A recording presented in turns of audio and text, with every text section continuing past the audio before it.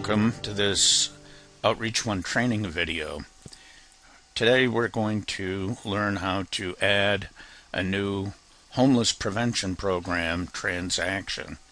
We refer to homeless prevention program as HPP, and then we're also going to take a look at do an overview of the worksheets within homeless prevention program. And lastly, we're going to enter the intake data for a rent application. And so let's just get started. First, we're going to open up the household. So we go to Select Add Household. And then we enter the first few letters of their last name. And again, we're working with the McRib family today. And here we are, Ronald McRib. Open up the household, and here we are. We would typically then make sure that this information is all current, ask a few questions about if there's been any changes in the household. If not, then we just go to View Add Transactions. And here we are on the Household Transactions page. And you'll remember we did a food pantry for the McRib household, and it shows here in the history of services. But today we're going to add an HPP transaction, and as it clearly shows up here, we have a navigation button to do that. And let's just go ahead and add one. And I like to expand the page so that I can see everything easily. So you can see on the top of the page is what we call a dashboard, and it shows a number of different pieces of information, and we'll go over those in a minute. The bottom of the page is, when you open it up, is the intake form, and this you do for any case that you open up in OutreachOne. And you can see this is what they call a tabbed form, and there are several tabs here. The intake, then there's release of information, the tab that covers funding, and then there's a tab for rent. These are the worksheets: the rent worksheet, utility worksheet, mortgage worksheet, and then ultimately the vendor worksheet, where you fill in the information about if it's a landlord or a utility or a mortgage company, and then vouchering the payment. We also have a tab here for the Gift of Warmth program, because there is specific information that we need to capture for the Gift of Warmth. So we will be filling in this intake information, but first let's fill in the information at the top. When you open it up, it always shows you the date that you entered the application. You opened it up. Here you select what type of assistance you are going to be providing. And in this case, we're going to be doing rent. So you drop that down and you add rent. And automatically it will kick over to the funding tab, as you can see, because once you've decided what it is you're going to be providing, what service, then it says what funding source are you going to be using. And what we'll show down here are the available funds that you have to work with at the moment. It'll show the available amount and which account it is. In this case, it's United Way and Gift of Warmth. And we're going to use the United Way money today. We're not quite sure yet, because we're just starting out, how much we're going to have to allocate for this.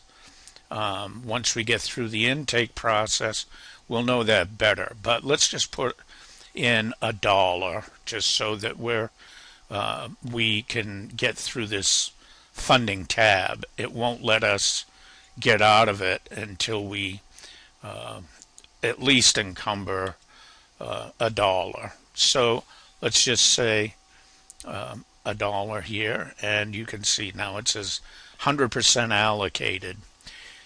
So again, here's the intake tab. This is the information you would add for the release of information, so that if you need to provide a release to get information or share information, you will have a report for that. We just looked at the funding. Then this is the page that you do your rent worksheet. And then if it were a utility, this is the utility worksheet page.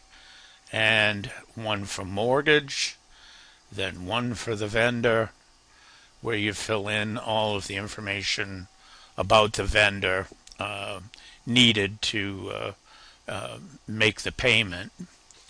Then we have one for vouchering the payment. And then lastly, as I mentioned before, we have a tab up here for the Gift of Warmth program. And it asks these questions down here specific to information we need to provide the funding source for the Gift of Warmth program. Okay, so now let's go back to the intake page and let's finish entering information here. One of the first things that we do in the intake is to write a brief description of the crisis. And in talking with the McRibs, what we find is that Wendy McRib was injured and was out of work for 6 weeks, and that put them behind in their rent. So I'm going to enter that information. And so here is our note. Wendy McRib was injured in a car accident and was unable to work for 6 weeks starting in late December. As a result, they have become behind in their rent, and their landlord has served them with a demand for rent and a notice to quit. Wendy is back at work, but they can't catch up enough to cover the rent arrears. Okay, and these notes show up in other places and reports and so forth, so it's very critical to enter this information. This question asks if they have ever received homeless prevention services ever before in their lives. If this is the first time they've ever received it, then you check it. And in this case, they say they have never received services, so we'll check that. Okay, now next thing asks if they are TANF recipients, and they're not, so we can skip this. The next box is about fuel assistance, and one would ask why we ask this, but if we're going to be doing rent, but in certain cases the heat is included in their rent. Sometimes fuel assistance can assist with the rent arrearage. In this case, fuel assistance is open. It is not included in their rent. They seem to be fuel assistance eligible, so we check that, and they've not applied for fuel assistance. So let's just say over here that we referred them for fuel assistance. It does ask what kind of heat they have, and they have oil, and we did refer them. Okay. Obviously, we have checked that they have never received services before, and this is the first time in their lives. This question down here is obviously no, they've not received assistance within the last 12 months. We ask this because if they have received assistance from us within the last 12 months, they would not be eligible to receive assistance until 12 months has elapsed. Okay, we ask questions about local municipal welfare.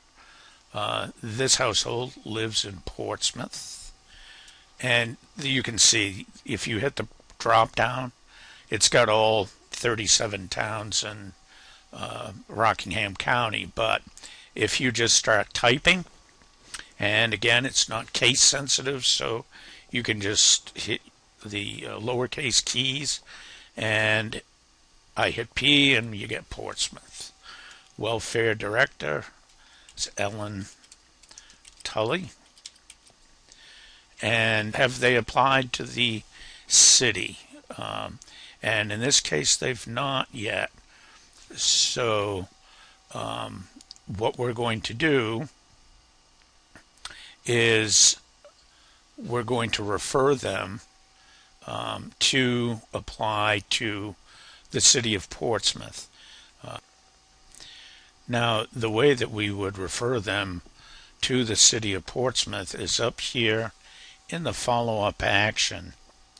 What we're going to say is referred to the city of Portsmouth for assistance. And it's important to note your initials here.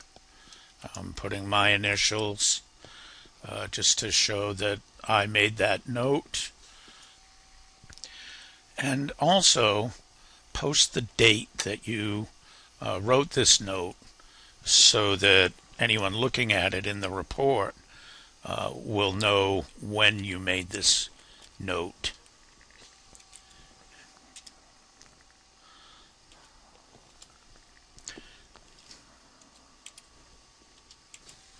Okay, and the last thing that we want to do is enter the follow-up date.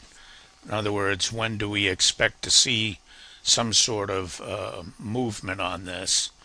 And if you click in that field, you'll notice a calendar pops up, and that's to help you enter the dates. And today's the 19th. Let's give them till the 22nd to get to the city, get a notice of decision, and get back to us. And all you do is click on that, and that's that. So let's say a couple of days goes by and you want to check on your HPP open and pending cases to see where things stand. And the way you do that is you start right here at the main menu and you go to the Reports button, which is right under the Select Add Household.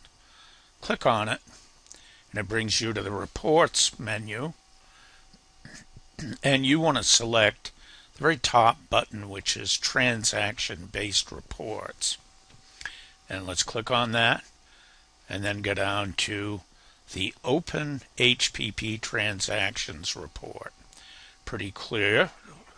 And you press on that, and that brings up all the cases that are open and pending and being worked on currently.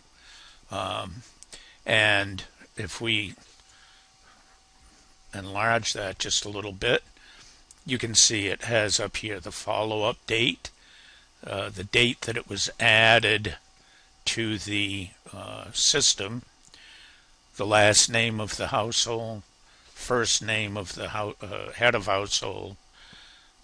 This is the household number for your reference, and the follow-up action that's you're waiting on happening so you can move to the next step towards closing the case.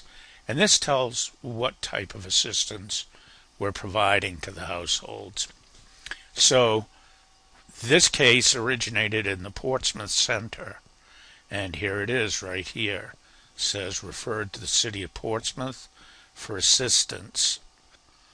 It also shows over here what the follow-up date is. It's the 22nd, so you're waiting. Let's just say it's the 21st now, and you're waiting for them to come back from the city with a notice of decision. This is really important. This is a valuable feature because let's say I started this case, but I happen to be out sick, and anyone, my supervisor or a coworker, who, let's say the McRibs call up and say they want to know what's happening with their application, anyone can go into this case, look at this note, and say, well, it looks like your household was referred to the city of Portsmouth, and we're waiting for information back. That way, anyone can get clear information about what the status is on that report. Okay, so a couple of days has elapsed, and the McRibs are back in the center. They have been to the city of Portsmouth. They have applied for assistance, and we're going to process that information. Before we do that, I just want to point out that up here in the case status, it shows that the case is open and pending. This is a drop-down box, and the staffer that's working on this case is the one that will update the status at the time that the case changes, so that either it's granted or not eligible, or there's no funding, or denied sanctions, which is rare, but that's when somebody has not been forthright with us or for some reason and given us false information, and we deny them based on that. But right now, the case is still open and pending. All right, so let's go down to the information about the city. The client has applied to local welfare, and they applied on 2/19 and 2013. They applied to the local welfare for rent, and the client has been given a notice of decision. The municipality is required by law to render a notice of decision on any application for assistance within a 72-hour period.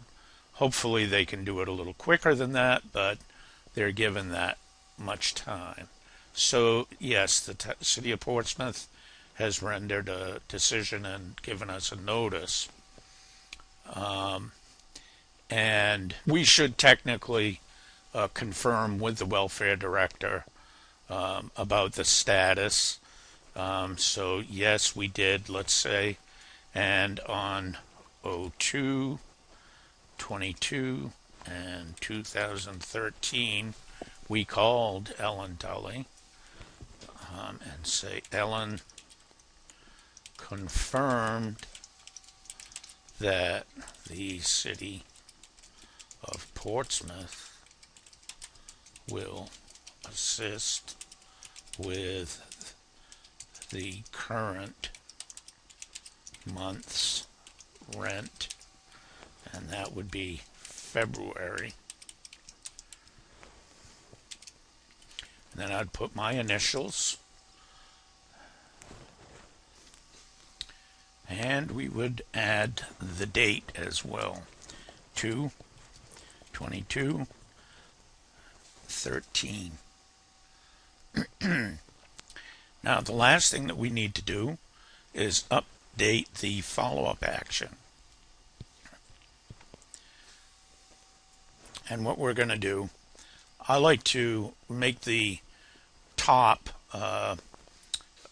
be the most recent input, so I tend to drop that down, and then I put in my next step, which is need to contact the landlord and that's me. And again, it's 2/22, and it's 13. And the new follow-up date on this, let's say we want to do by Wednesday of the next week. Certainly should not take us any more than that to make contact with the landlord. Sometimes it's difficult to catch up with them, but if they know that we may be helping with payment of rent, they're usually quite willing to chat with us. So that's pretty much it. You've covered your bases. You've got your follow-up action and follow-up date, and you've got all the information that you need in the intake report, the intake form, I'm sorry. There is an intake report that you can generate when you produce your final application to go, for funding, for payment. And that looks like this. And the report is more than just the information. It also, if you enlarge it and take a look at it, let's scroll down. It has all the information that's pertinent. You show this to your client, and there's also a statement down here that says, I understand that my household is only eligible to receive this assistance once in a 12-month period.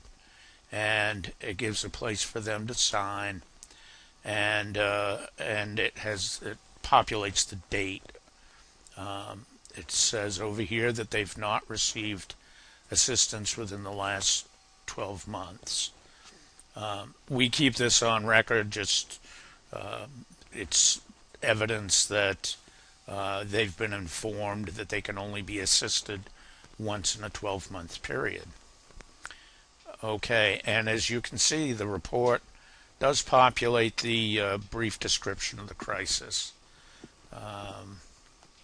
And there we have it. And so the next video, what we will be doing is we'll be following the same rent request, but we'll cover the rent worksheet, which is a little more detailed, and we'll also do the vendor worksheet and so forth. So we'll follow this case right through to the end. And once again, thanks for watching, and look forward to seeing you in the next one.